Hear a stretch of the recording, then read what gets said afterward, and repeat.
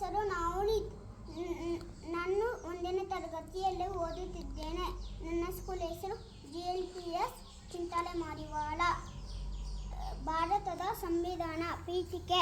ಭಾರತದ ಪ್ರಜೆಗಳಾದ